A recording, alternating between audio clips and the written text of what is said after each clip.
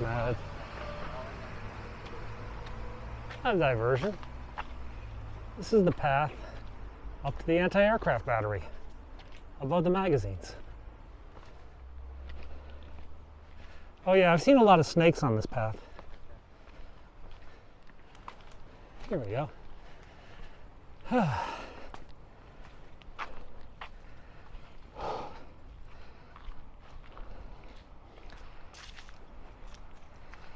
So this was the anti-aircraft battery for the British.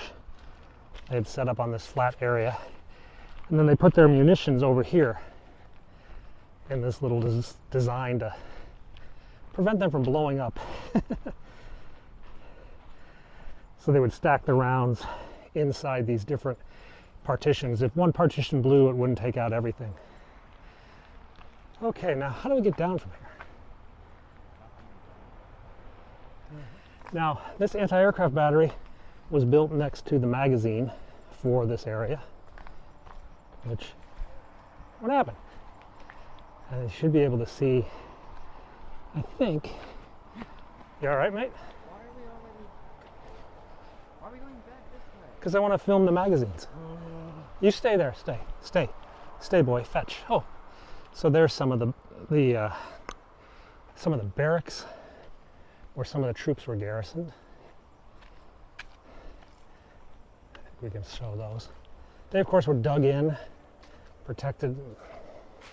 They had little ventilation shafts on the roof, and they were dug in. So this was the garrison, probably that manned the anti-aircraft battery. And then down here was the magazine. But we're going to go into the trail, into where the fighting took place on December 18th. That was December 23rd, I think? No, 20th.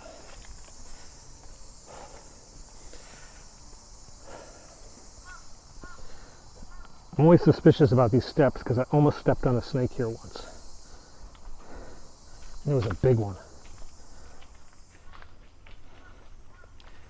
This is a rainwater catchment. So the rainwater comes down the hill, it gets caught here and channeled accordingly. Hong Kong doesn't have enough drinking water to support itself. We actually import water from mainland China, but they also try to take advantage of as much natural water resources as possible. There are huge reservoirs. There's a reservoir behind me, and that was actually the major objective of the Japanese. The secondary objective was seizing this reservoir. It's so hazy today. There's a typhoon hitting, I'm not sure, I think it's hitting out to the west of us, and it's blocking all the pollution over the city for the last couple days. Kind of ick.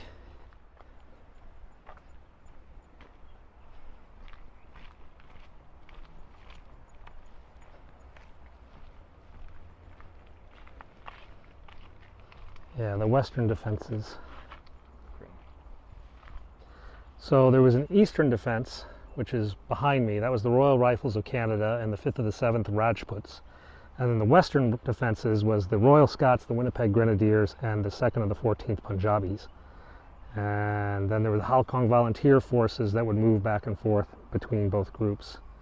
So we're in the Wong Nai Chung Gap. The western defenses were over there, and that hill, I think it's called Mount Henderson, I think that was called. West Brigade headquarters over there.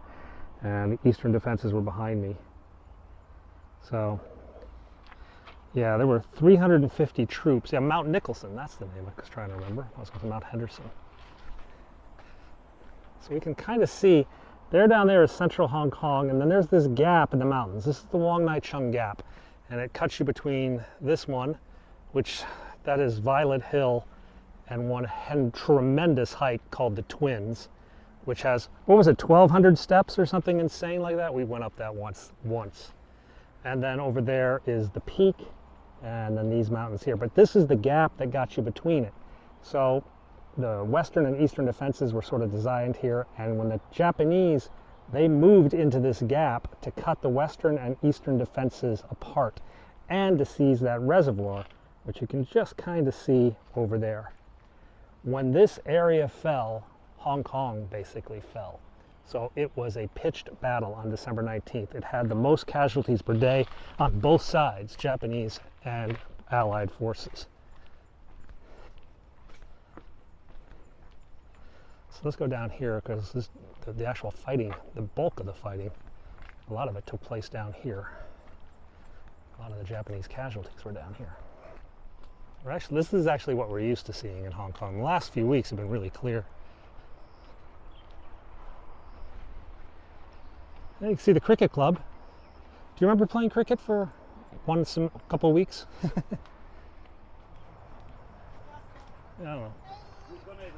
Hey, puppies.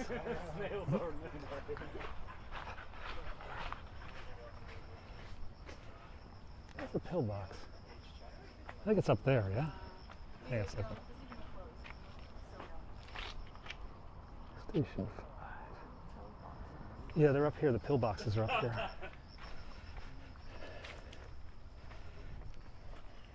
So back up here are a couple, oh, that's a nice hike, are a couple of British pillboxes that were reinforced cement. No idea how in God's name they built them up here. Just hundreds of laborers hauling cement on their backs to build them. Here's one of them.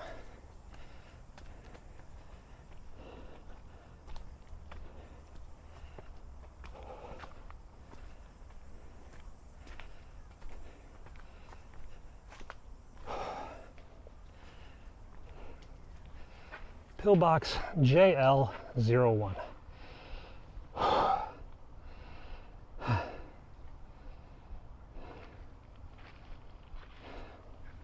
Where's the other pillbox? Where are we? Station 5, yeah? We're here. There's this pillbox. Oh, then JL02 is back on the main trail. So, yeah. So the Japanese climbed up on top of this pillbox and they dropped hand grenades down this ventilation periscope shaft. Yeah. It makes sense, yeah? So a lot of the guys in here were injured, but there's a secondary pillbox just over there, and they destroyed all the Japanese who were attacking it. So these two pillboxes worked in conjunction with each other until, well, they just basically got overwhelmed. So that's right. So this was the Winnipeg Grenadiers, headquarters company, Winnipeg Grenadiers, and they were going up Jardine's Lookout, which is this area here. They ran into the Japanese. I believe it was sort of like a counterattack. The Grenadiers were slowly pushed back down towards the valley. It was at this phase of the fighting that Sergeant Major John Osborne was killed, and he was awarded the Victoria Cross, the only guy in Hong Kong to get the Victoria's Cross during the Battle of Hong Kong. There's a memorial to John Osborne, I think, down that path, but I'm not entirely sure that's where he fell, or if he fell somewhere else. So let's go to the other pillbox and let's make our way down to the lookout. Yeah, mate? Oh, you want some water? No.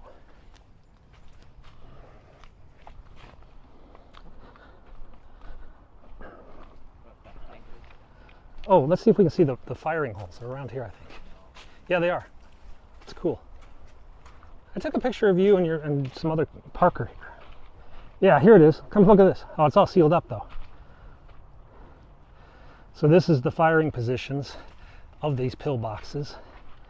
They could shoot out here, and I think they had another one over on the side. I gotta watch for snakes.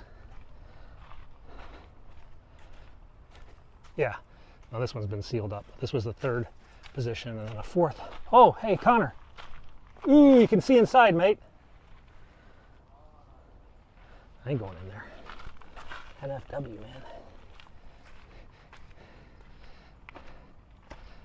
It's open. You want to climb through? No. Dad, stop teaching me stuff. I'm on vacation.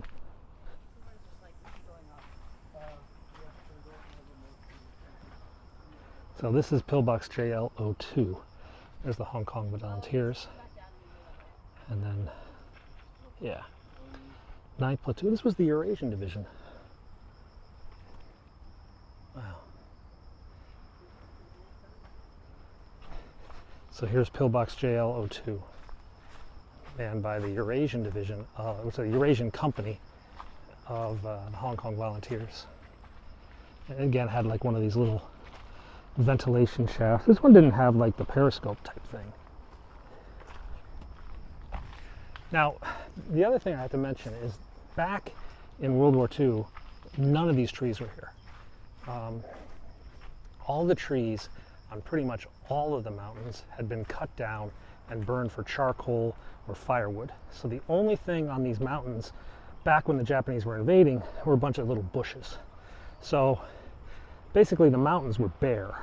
And it wasn't until after the war that the government decided to reforest this area, basically by doing nothing and letting nature reclaim and let all the trees grow again. So here you can see the firing holes of this pillbox. So this pillbox supported that pillbox supported this pillbox until they were completely overwhelmed. You're right, you getting bit by mosquitoes? So one of the great things about this hike, the Wong Nai Chung Gap hike, is it's entirely downhill. Going down towards the city, towards the lookout. I think that's the Japanese school and the French school right over here. Yeah, that's the French school. That's Mount Nicholson. And then that goes into the peak. You could hike across that mountain into the peak. It's a bear of a hike. Ugh. Don't step there. Don't step there. Dog diarrhea. Dogs get it too. Whew. This is actually a reservoir now. We're a covered reservoir. As we look out over to the city. Yep. So here we get a good view of the valley. Mount Nicholson, the Wan Chai Gap. I never really hiked that one. So on December 19th, the Japanese made a determined attack in this valley to catch the police station, which was sort of the command post for the entire valley. The West Brigade was based here, and they fought off the initial attack, called for backup, but the backup was ambushed, as were some Punjabis who came to help. And there were counterattacks by the Winnipeg Grenadiers, Royal Scots, Hong Kong, Singapore, Royal Artillery, Royal Engineers, and a small Royal Naval unit acting as infantry. But the Japanese held firm and slowly pushed the defenders back to Mount Nicholson. And over the next few days, the defenders were forced all the way back Middle Gap, Mount Cameron, Wong Nai Chung, and then back to Magazine Gap, and, well, eventually into Stanley. Here's a painting of the fighting. This is a Japanese artist painting of the fighting. I don't like it good. Huh? Just beat them up. Yeah, okay. So we can probably get a good view of the whole battle area. So the Japanese landed up on Kowloon. They started up on December 8th in Kowloon, and they made their way down, taking Kowloon around December 15th, 16th, something like that. December 18th, they came across the harbor into North Point, which is just over this ridge, and then they fought their way up this gap, and then they pushed the defenders back that way, and then also streamed over and pushed defenders back that way. Let me see if I can find Ship Street. So basically, that's Happy Valley. That's the horse racing track down there. You can kind of see it. And I don't know, about a kilometer past that was the final British lines in Wan Chai. Kind of near, there's a building over there with a round roof. A little bit past that, it's got a revolving restaurant on top of it. That was kind of like the last defense of the British over there. They took those gaps up there, and then they powered into Stanley. And then it was all over. Not really, actually. Why? There were some continued fighting. There were a few units that went guerrilla style, and then some local Chinese partisans fought up in Saikong. They were aided by the British Special Forces and the communists and Chinese nationalists and stuff. All right, more downhill. Make our way back the trail, back down towards the cricket club.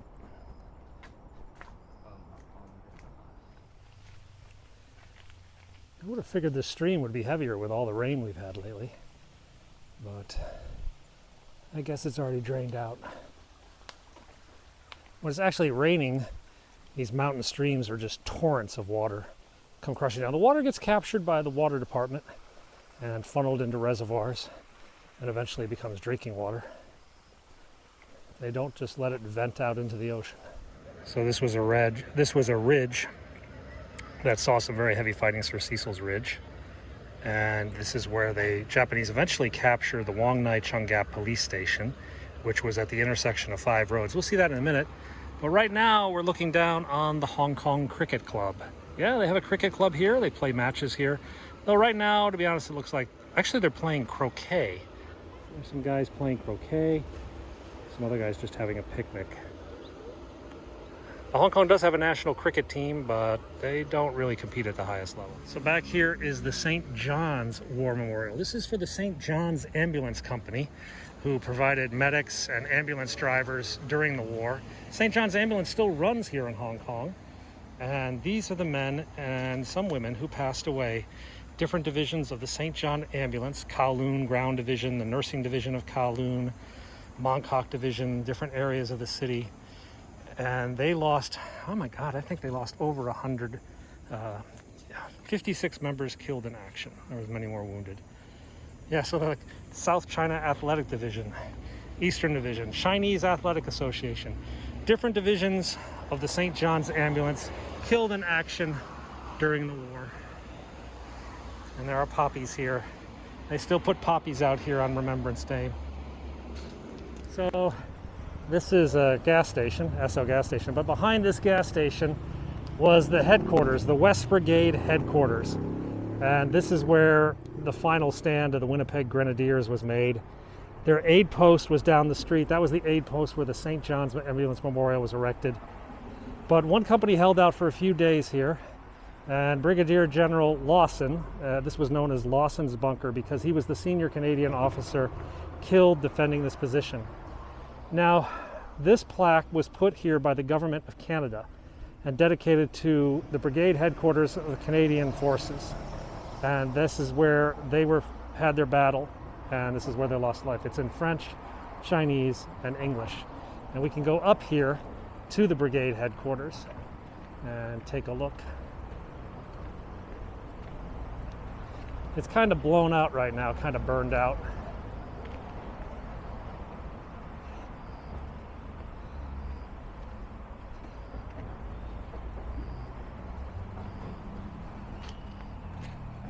But you can see it had kind of a trench system. Then it had barracks back in there where the men could sleep. And it had steel doors. And this was basically their command headquarters of the British forces, which was Canadians in this position during the war. And this was their last stand.